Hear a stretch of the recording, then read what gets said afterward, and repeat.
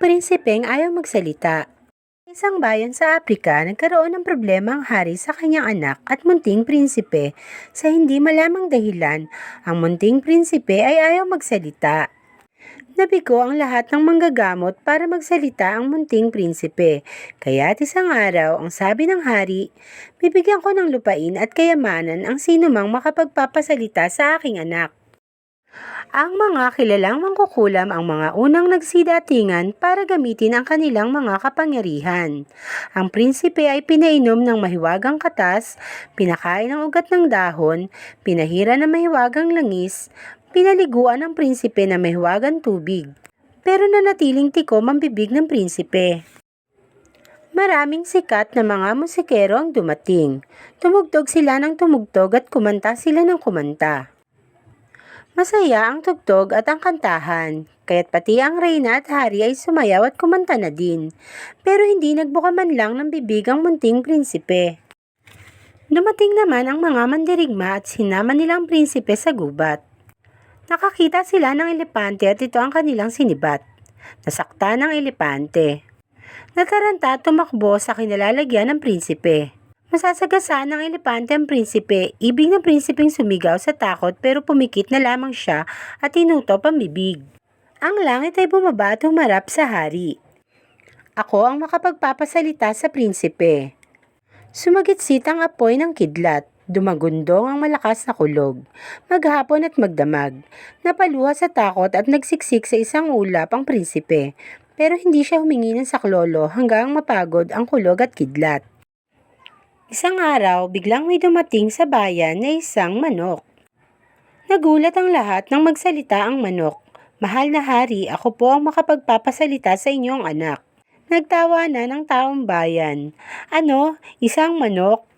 Ano ang magagawa ng isang manok samantalang nabigo ang mangkukulam, musikero, mandirigma at pati kulog at kidlat para makapagsalita ang munting prinsipe? Lihim na natawa ang hari sa manok. Kaya nga lang, ibig niyang makapagsalita ang munting prinsipe. Halika, sabi ng manok sa prinsipe. Pumunta tayo sa ilog at manghuli tayo ng isda. May dala silang isang buslong butas at baon ng niyog. Isinama ng katyaw ang prinsipe sa ilog. Ang taong bayan ay lalong nagtawanan nang makita ang butas na buslo na dala ng manok. Kaagad na lumusong ang manok pagdating sa ilog. Kasunod ang walang imik na prinsipe.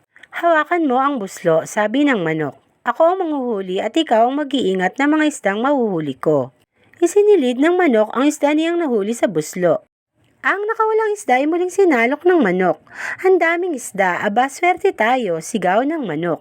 At masiglang isinilid sa buslong butas at muling naglaglagan sa tubig.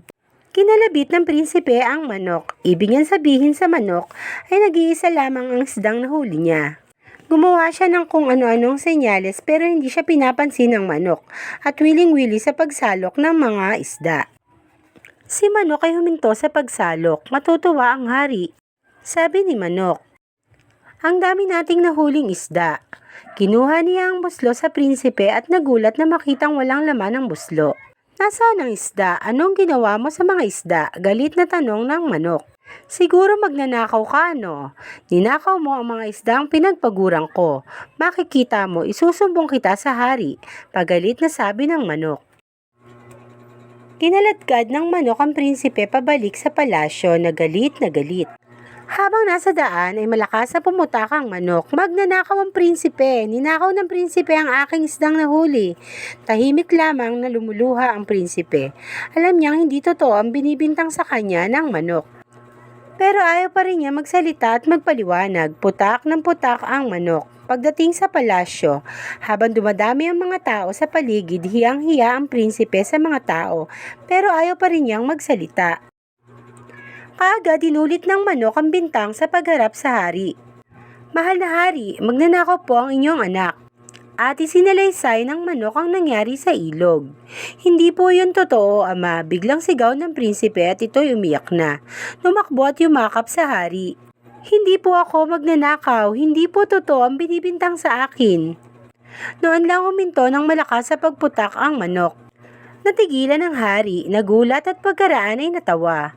Nagsasalita na ang prinsipe. Ang prinsipeng ayaw magsalita ay nakapagsasalita na, sabi ng manok. Ang lahat ay nagbunyi sa ginawa ng manok. Ang wakas. Ang aral ng kwento.